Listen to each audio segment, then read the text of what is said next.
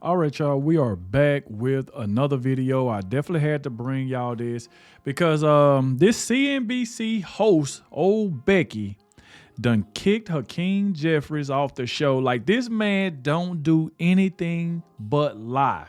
They were pushing for Epstein files to be released so bad that it done backfired on them. Now we found out that Hakeem Jeffries invited Jeffrey Epstein, to dinner, allegedly saying he took money from him. Then one of their own, Stacy Plaskett, was texting them, right after he was already accused of the crimes that we already know about.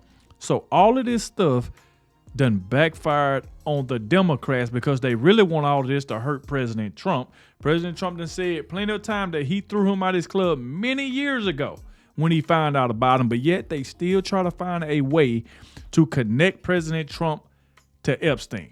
It is just absolutely crazy. So here they go again, attacking President Trump. It just don't stop. So every time, like, this host was asking Hakeem Jeffries about a certain situation, even she was asking him about the shutdown. What they do is they'll bring President Trump into it every time. Won't answer the question. And this time, this host, she was fed up. She was not playing around with him. She was not going to let him come through with that word salad.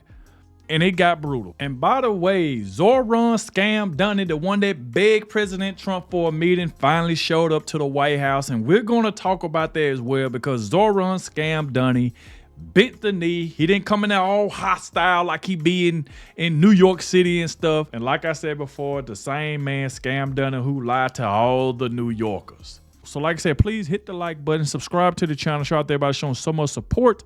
And shout out to the one that always watches the entire video. I appreciate all of you that stays to the end and lets me know in the comment section that you watched their entire video. That, like I said, it definitely helps get President Trump's message out there. So please let me know in the comment section that you stayed to the end of this video and you did hit that like button and subscribe to the channel for more updates. Without further ado, let's go ahead and dive straight into it.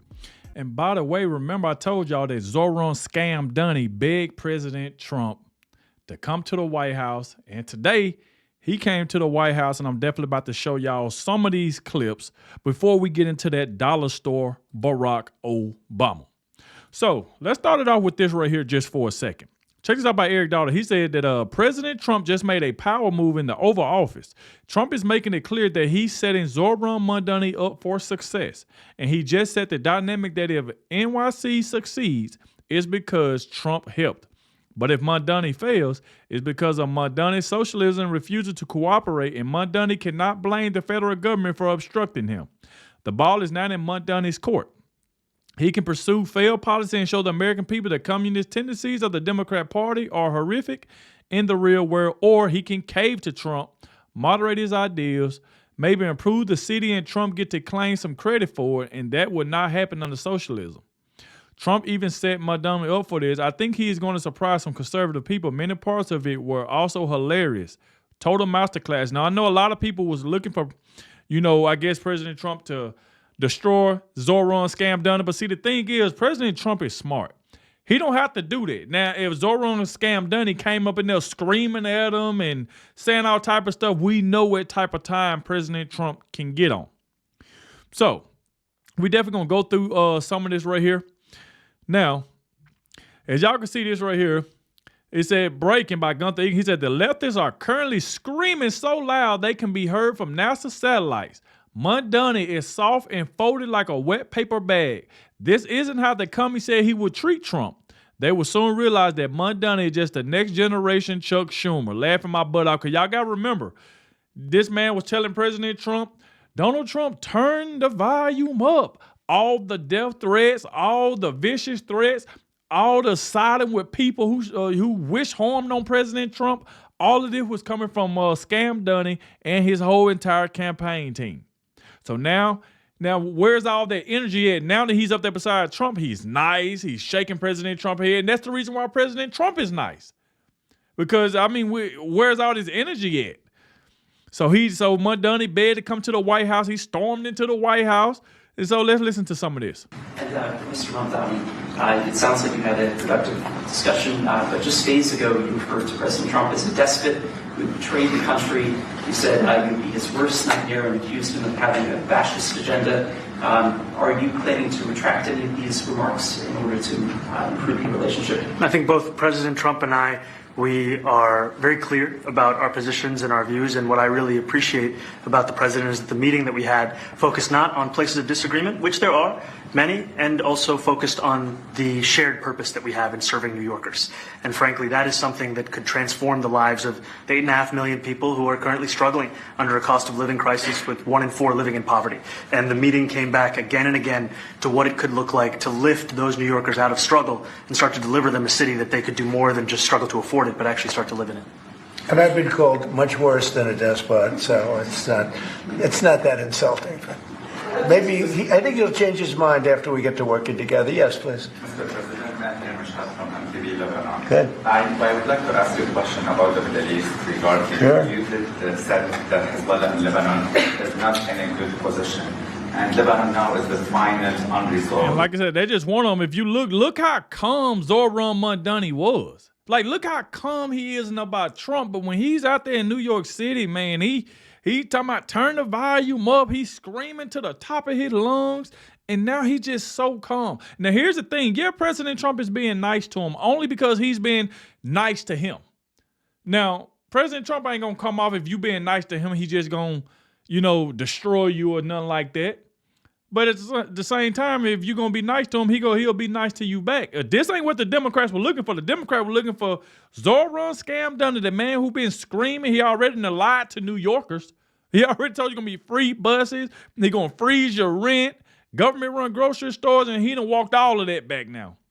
He, like I say, begged to come to talk to President Trump. Now, right here, say Trump completely masterclass Mamdani. Let's listen to this clip here. My voters actually voted for him, and I'm okay with that. I'll do that. I'll sign it. Give it to me. I'll sign it in a minute.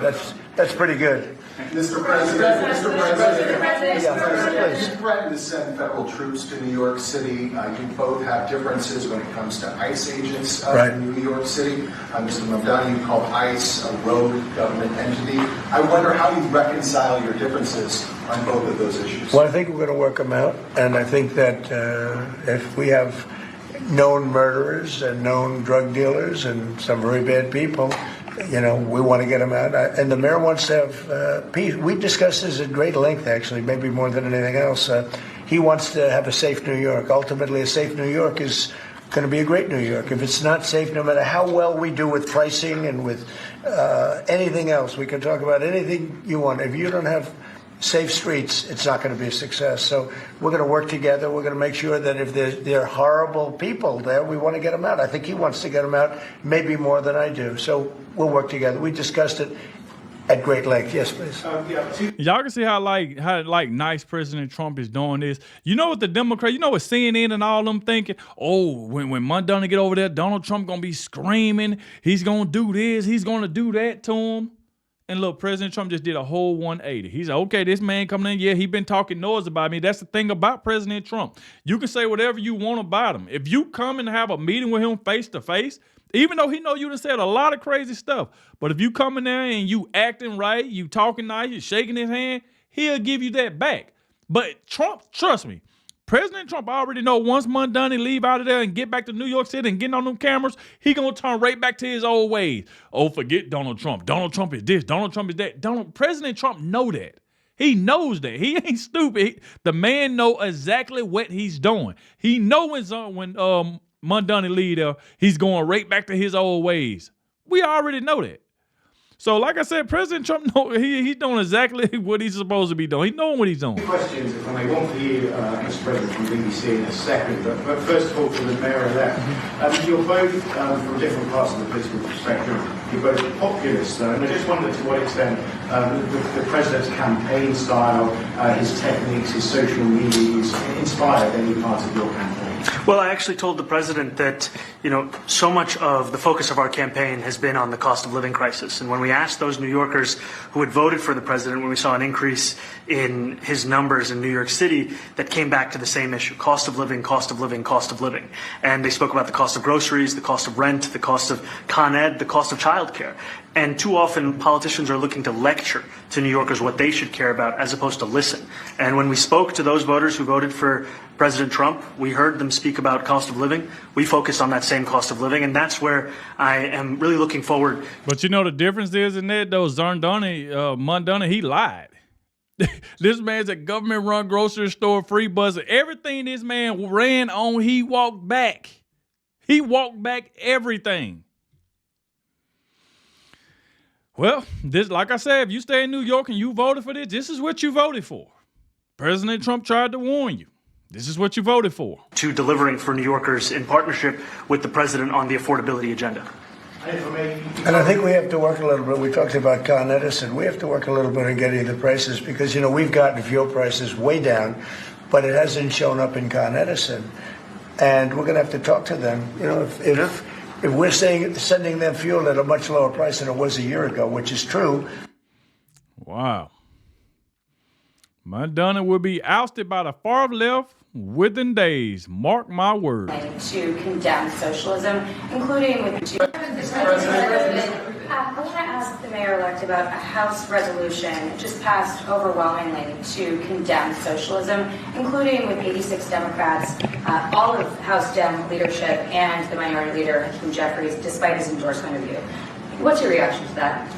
I have to be honest with you, I focused very little on resolutions. Frankly, I've been focusing... Socialism. I understand. I think the focus is on the work at hand. I can tell you I am someone who is a democratic socialist. I've been very open about that. And I know there might be differences about ideology, but the place of agreement is the work that needs to be done to make New York City affordable. That's what I look forward to. And I want to clarify your answer to Stephen Nelson. He asked about your comment calling the president a fascist. And your answer was, both President Trump and I have been clear about our positions and our views. Mm-hmm. Are you affirming that you think President Trump is a fascist? I've spoken about... That's okay. You can just say yes. Okay. Look at President Trump said, you know what? Just say yes. It's just more easy that way. You ain't got to explain it. Just say yes. But that just go to show you. Now, she asked the question about, you know, you call President Trump a fascist. Like, do you still stand on that? It's like, where's this ruthless at? Where's that fire Mamdani had in his eyes when he's not in the White House? He's a whole different person when he go back to New York. But like I said before, President Trump is destroying him with kindness. You know what I'm saying? And President Trump, like I said, he just following along with him. President Trump knows exactly what he's doing. But President Trump, he killed it with that one. It's easier. It's easier than explaining it. I don't mind. It's more easy than trying to explain it. So let's check out this clip right here of Jack, asking some questions right here. Let's check it out. Campaign was shifting the tax burden for property taxes from what he called minority communities to white-based communities and putting more taxes on white people. I also noticed that in your acceptance speech you didn't mention anything about America or Christians or white people in general, and so I didn't know if that was one of the policies that you guys had spoken about. We focused on affordability. We focused on the cost of living crisis. What I will say is that I am very much interested in property tax reform, because what we see right now in New York City is a system that is so inequitable that it can't even stand up in court. And the president and I spoke about the importance of not only building more housing, but also making sure that regulation of housing is something that is... And don't forget, Mamdani, you made a video saying something about confiscating people's properties in New York City. Don't forget that. Manageable to actually get through and not the cause of yet another weight that we see in our city. To be clear, you're continuing this idea of race-based property taxes. No, to be very clear. That's what you said. No, now he's saying no. That's let you know right there. This guy just straight swindled New Yorkers. Now he ain't gonna do it. Oh my God. The use of the term was a description of neighborhoods, not a description of intent. So you intend to tax the whiter neighborhoods more? No, we intend to create a fair property tax system because we want a New York City that is not only fair and equitable, but also one that every New Yorker can afford. Mr. Mamdani, Please, God. Mr. Mamdani, anti-Israel protesters just targeted a synagogue in New York. Are you concerned about Jewish New Yorkers feeling welcome and safe in the city? And President Trump, you threatened to cut off federal funding to New York City. What policies would prompt you to do that? Would that be city-run grocery stores? Would it be something else? Well, I think if we didn't get along, whether it's cut off or just make it a little bit difficult or not give as much, we want to see, I use the term, we don't want good money going after bad. And we don't want that to happen. I don't think that's going to happen. I did say that, subject to what policies are being said. We had a meeting today that actually surprised me. He wants to see no crime. He wants to see housing being built. He wants to see rents coming down, all things that I agree with. Now, we may disagree how we get there. The rent coming down, I think one of the things I really gleaned very.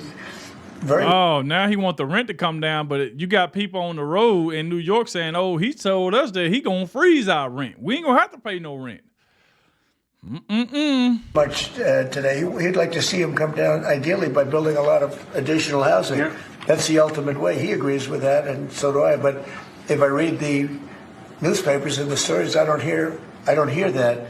But I heard him say it today, and I think that's a very positive step. No, I don't expect. I expect to be helping him, not hurting him.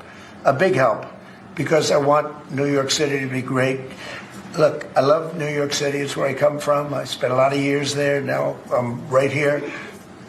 We took a big setback with the mayor that we had, Dave de Blasio. I thought it was a tremendous setback for the city. I think this mayor can do some things that are going to be really great. Mr. President, See, President Trump, that's the thing about President Trump. President Trump knows exactly what he's doing. Now, I don't know who made this right here. This is funny. This is hilarious. What the world is this?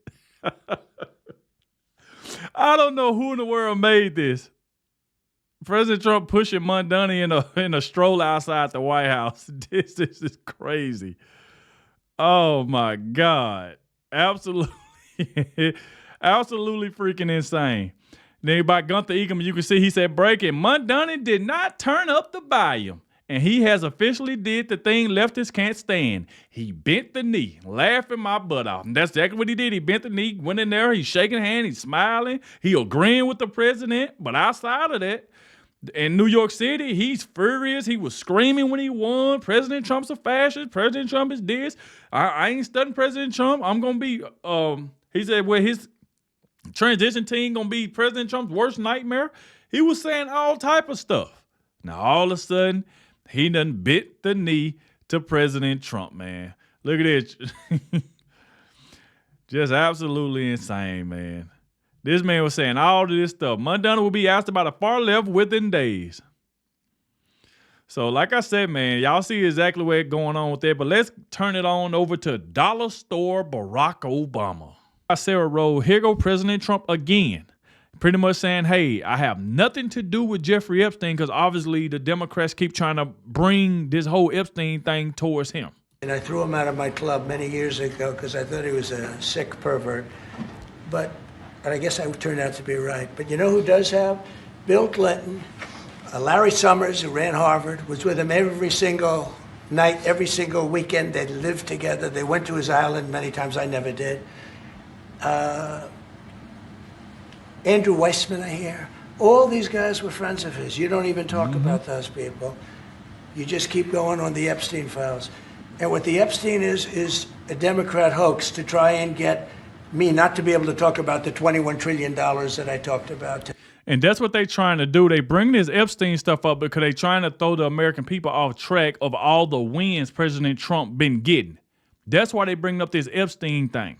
That's the reason why they did this shutdown, this whole shutdown. They were trying to blame it on President Trump because he wouldn't agree with their terms.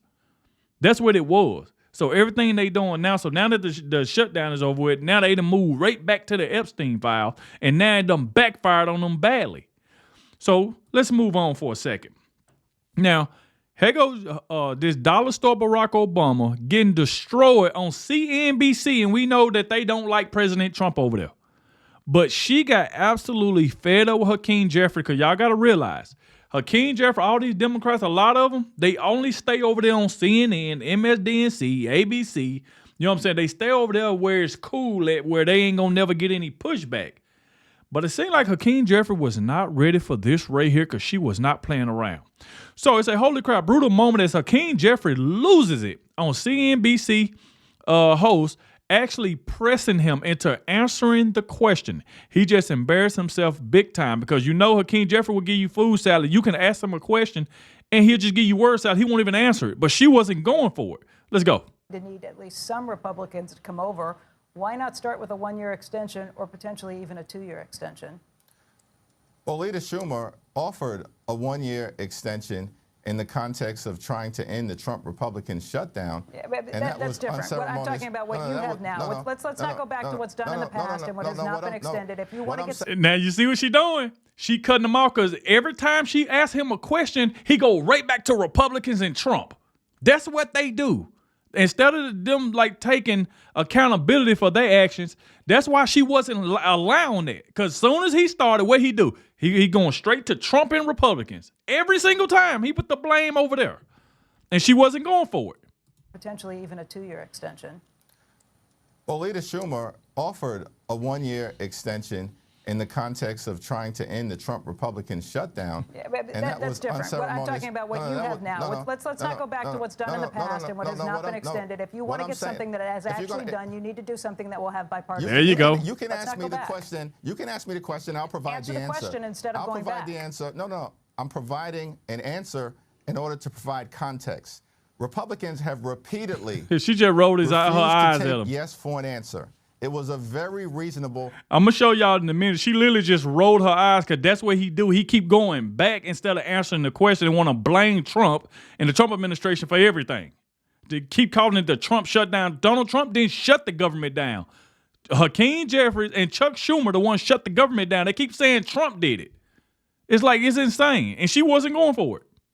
Multi-year extension that was offered. It was a 1-year straight extension plus a multi-year process through a bipartisan commission to more permanently resolve the Affordable Care Act issue. So having that context is absolutely important, regardless of what you may think. It's important context to make me realize that I don't think you want to get a deal done. I think this is something where you'd like to see the rates go higher and allow the Republicans to hang themselves with that. Yep. Is that the answer?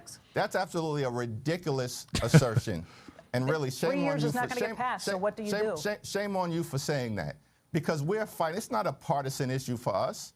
In fact, the states that are most impacted as it relates to an Affordable Care Act tax credit expiration are all Republican states. We're talking about West Virginia, Wyoming, Alaska, Mississippi, right? Tennessee. Over and over and over again, we can go through the list. That's why you probably have some Republicans who would sign on if you guys could come up with something that actually looks like a bipartisan deal. Listen, this is not a partisan fight for us. It's a patriotic fight. We're fighting for every constituent, even if Republicans aren't necessarily fighting for their own constituent. We want to find a bipartisan path forward. And that is what we've repeatedly indicated we want to do. Like, we want to sit down and have a reasonable discussion, find common ground. Y'all ain't trying to find no common ground. Y'all want something that just benefit y'all. And when President Trump didn't agree to y'all terms, y'all already calling the big beautiful bill, the big ugly bill, trying to make President Trump take everything back that he already passed. And that's what y'all wanted, and he didn't do that. So y'all shut the government down and try to say Trump shut it down because he didn't agree to y'all terms. That is just freaking insane. Address this issue.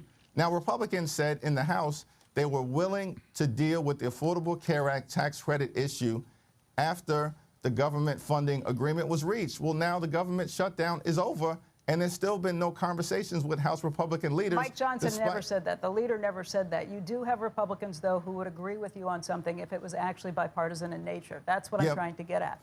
Actually, Mike Johnson actually did say that there was always a plan to specifically deal with the expiration of the Affordable Care Act tax credits. In fact, he said that repeatedly. So I'm not sure what you're referencing. I think their plan is something that looks more like an HCA, which I'm guessing you would say is dead on arrival, too. If you want to set up these health care plans that are funded instead of going through the ACA, I'm assuming you would say that's dead on arrival, too, because there have been Republicans who've put that forward. Am I wrong in thinking you would not go along with that?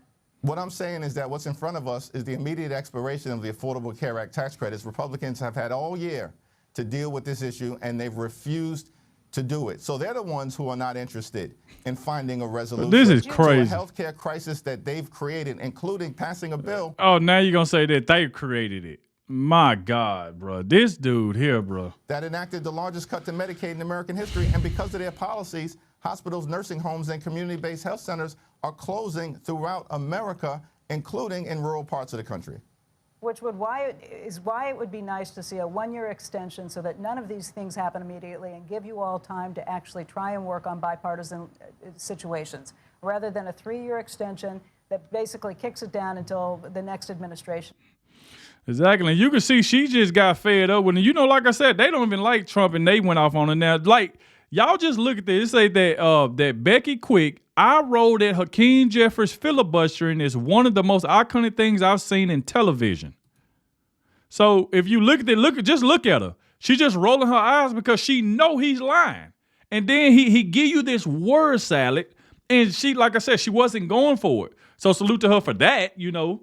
But at the same time, we know that they lie about President Trump all the time. But I just thought it was just funny how she finally called out Hakeem Jeffries, because he be the one want the safe space. He don't want to go to Fox News where he going to get called out. He want to stay over there where it's safe at. But it seemed like it wasn't safe for him today over there on CNBC. So, and then, like I said, we found out that Stacy Plaskett was texting Jeffrey Epstein, you know, 5 years after he was convicted. She was texting him. And Hakeem Jeffries is still taking up for Stacy Plaskett because she's a Democrat. If it had been President Trump texting him after 5 years that he'd been convicted, they'll be running with it. So now he don't want to disown Stacy Plaskett. He want to say, well, I talked to her privately. We're gonna keep that between us. What? But y'all can blurt out everything about President Trump and lie about him and trying to connect him to Jeffrey Epstein some type of way.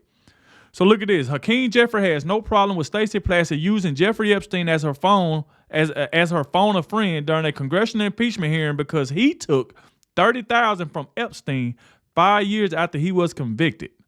Criminals always forgive criminals. I mean, this is insane. Have you spoken to Stacy Plaskett after this controversy emerged? I have not. Can you confirm if there was a deal last night to sink the resolution against Congressman Plaskett in exchange for not bringing such a resolution? We've made clear repeatedly we're not going to unilaterally disarm. So you're saying there was no deal? I'm saying we will not unilaterally disarm. Not now, not ever. Mr. Leader, why wouldn't you speak to Stacy Plaskett? I said I haven't spoken to her since the Censure Resolution went down. No, about this text controversy. I have not spoken to her since the Censure Resolution. Look at this. Talked to her about this text controversy. She and I have talked, and it's a private conversation that will remain private. Oh, so when it come to your own, it's gonna remain private. But when it come to Donald Trump, you running all around to all of these networks and just throwing out lies on him and trying to connect him to Epstein. Then we just find out that not only Stacy Plaskett was texting him 5 years after he convicted, you was asking this man out for dinner and receiving money from him because you was the Brooklyn Barack Obama.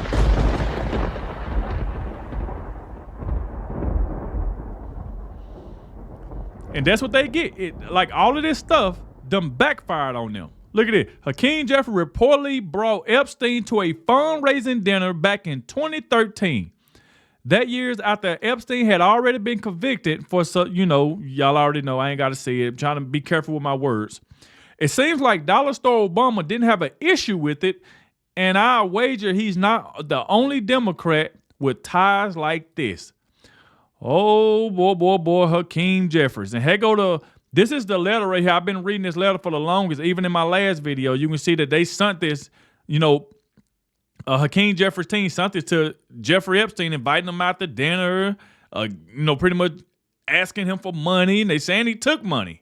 So now he's trying to deny it. In a bipartisan way.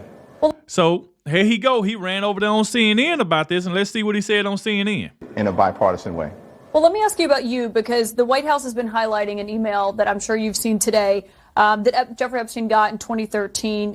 They say it shows you were soliciting money and dinner from an Epstein. The email was not sent from you. It was sent from a political consulting firm called Dynamic SRG that says, we are thrilled to announce we are working with Congressman Hakeem Jeffries. Shoot us an email or give us a call if you would like to get involved. What's your response? Do you recall? Look at that. We'd like to get involved. But then he going to act like, oh, well, I don't remember that. Oh, yeah, I bet you don't. But you do remember it. You just don't want to remember it. Because y'all tried y'all best to try to connect him to Epstein now, and then backfired on y'all. And there's a whole list of Democrats that was texting this man, getting money from him, and they knew what he did. That's the reason why they didn't want Joe Biden to release the Epstein files. Give us an email or give us a call if you would like to get involved. What's your response? Do you recall that email being sent to Jeffrey Epstein from that team? Yeah, of course, I have no recollection of the email. I've never had a conversation with him. He have no how you not have a recollection? Like, you pretty much, told your team to reach out to this person. How would you not know about it? That just goes to show you that this man is a stone cold liar. What? He's a liar. So you telling me your team did this without your consent and you don't know about it? What? So now he said, I don't have no recollection. I don't remember this. Jeffrey Epstein from that team?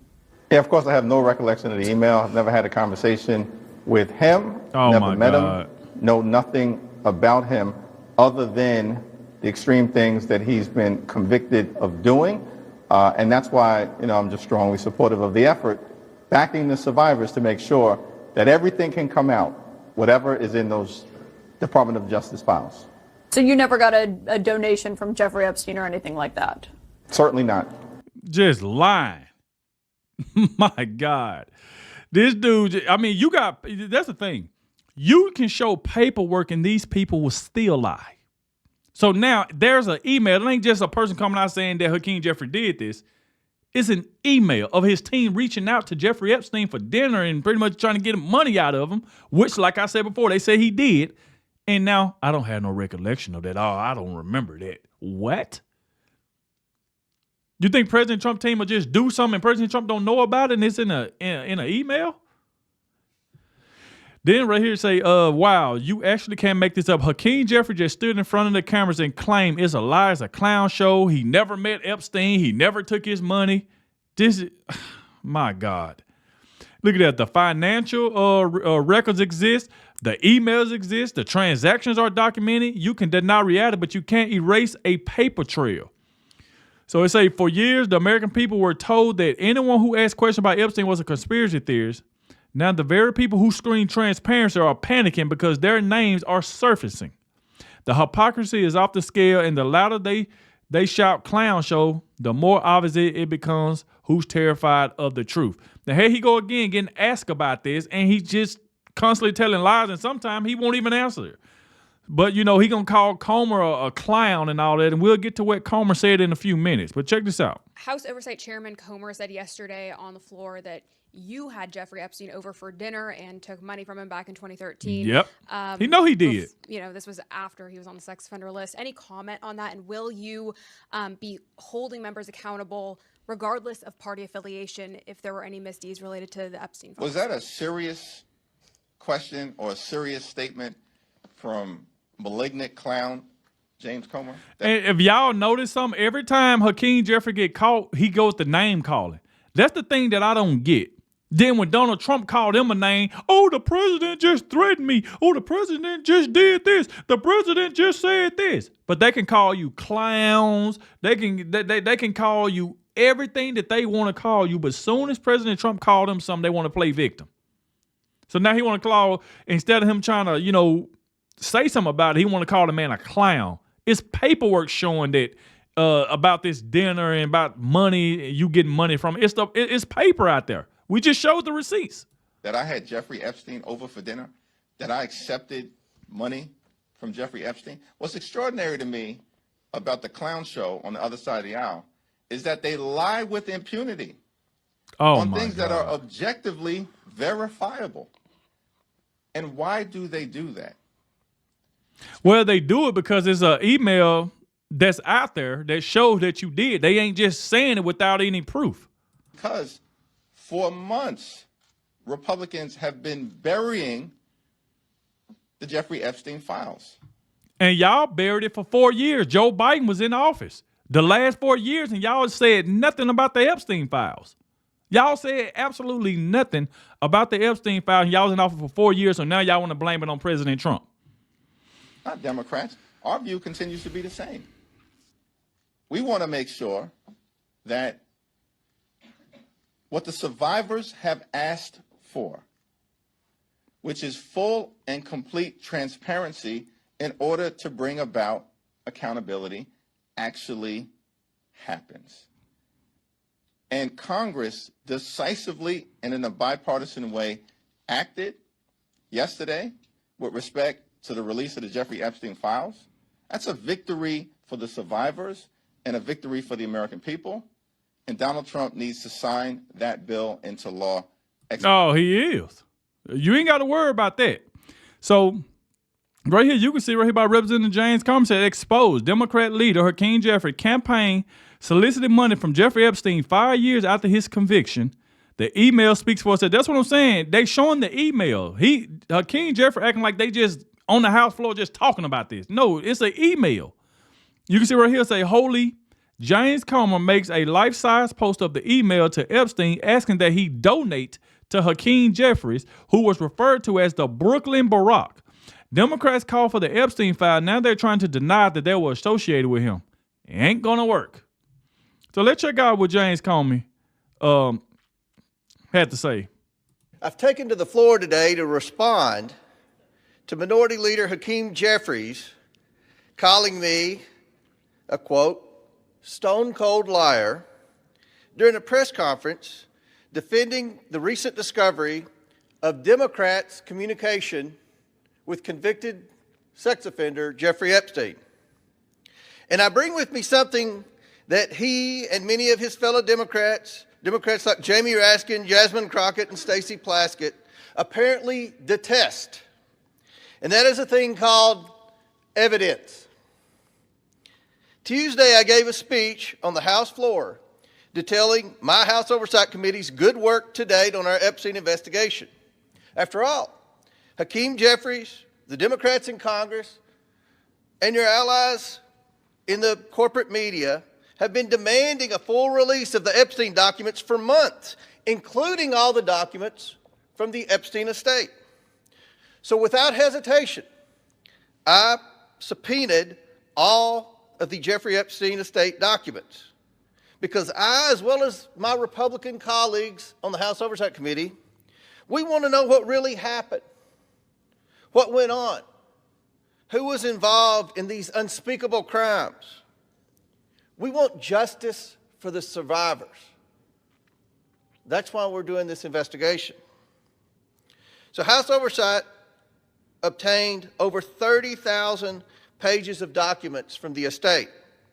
Unlike the Democrats, who only released 10 of those over 30,000 pages of documents, 10. Republicans on the House Oversight Committee released every single document on the website for the American people to see. Democrats and many in the media were anxiously clutching their pearls in anticipation of potential dirt on President Trump. That's what they want. In the end, after full transparency by the Republicans on the Oversight Committee, there was nothing new about the president's former relationship with Epstein, and certainly nothing scandalous. But we did find two sitting Democrat members of Congress had communication with Epstein. First, it's been highly reported and debated about Congresswoman Stacy Plaskett texting during an Oversight Committee hearing with Jeffrey Epstein while trying to conspire with him to hurt or embarrass Donald Trump. But according to Jamie Raskin, that was okay because Mr. Epstein was her constituent. Now, how embarrassing a rationale is that? But the second communication was this email right here, where Hakeem Jeffries' campaign reached out directly to Jeffrey Epstein, soliciting campaign dollars for the, quote, Brooklyn Barack. Yep, trying to get money from him.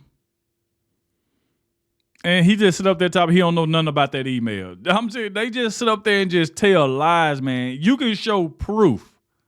James Comey's up there with the email on a big old. He made a big old poster out of it, and he's still saying he don't remember it. Just crazy.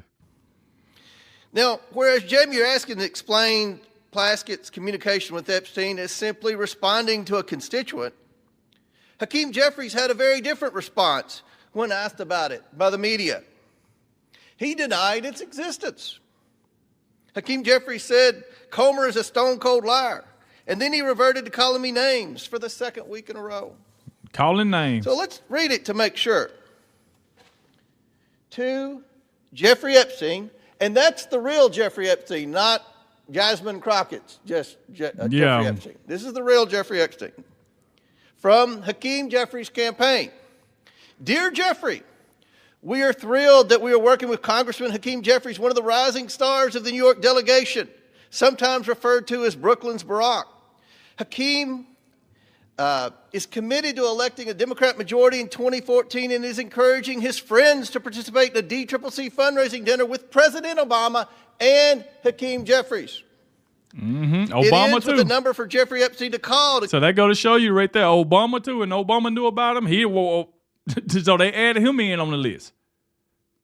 Fundraising dinner with President Obama and Hakeem Jeffries. It ends with a number for Jeffrey Epstein to call to go to the dinner and, quote, get an opportunity to get to know Hakeem better. Here's the evidence. The email speaks for itself. The only stone cold liar in this debate is Hakeem Jeffries. So, Mr. Minority Leader, take a deep breath, chill out, stop lying, stop with the juvenile name calling, and own up to the fact that your campaign solicited campaign cash from Jeffrey Epstein. Just exactly what happened. Mr. Speaker, I yield. Salute to James Comey. And that just go to show you that this guy, Hakeem Jeffries, the dollar store Barack Obama, was lying the entire time. Just absolutely insane. So like I said, y'all get in the comment section. Let me know what y'all think about this. Thank you all for watching, especially the ones that made it to the end. And I'll catch y'all in the next one.